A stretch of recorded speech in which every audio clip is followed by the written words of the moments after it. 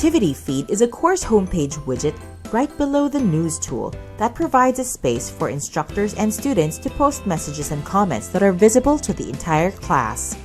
In this video, we will show you how to create a post, edit, and schedule it for later. In the course homepage, go to Activity Feed and then press the plus button next to Create a Post. Here, you can select either message or assignment as the activity post. Let's start with creating a message. Here, you can type a message, allow comments, and add attachments to a post. You can also add a quick link to other existing activities or files. You can publish your post immediately or save it for later. When you choose Post Later, you can set the date and time of when it will go live. This is great when you want to create your posts in advance.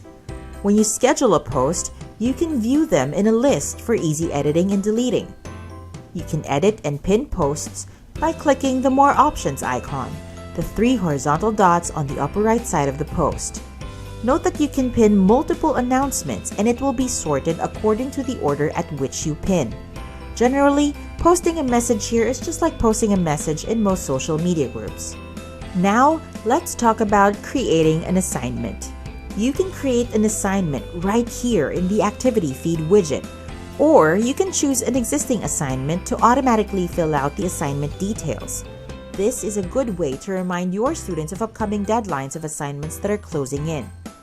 To create an assignment, simply add a title, fill out the instructions, set the due date, add to grades, set the maximum points, and select the file submission type. You can also attach files by clicking this paperclip icon on the bottom left and allow comments on the post. Just like when you create messages, you can post it now or later. Once you're content with the assignment details, you can post it for your students to see. Now you can easily publish messages and assignments on Activity Feed. If you need more help in using BigSky, visit the faculty page of our website and book any of our beautiful and handsome mentors. Surely anybody you pick will be glad to help you. Have a nice day and see you in my next video. Bye!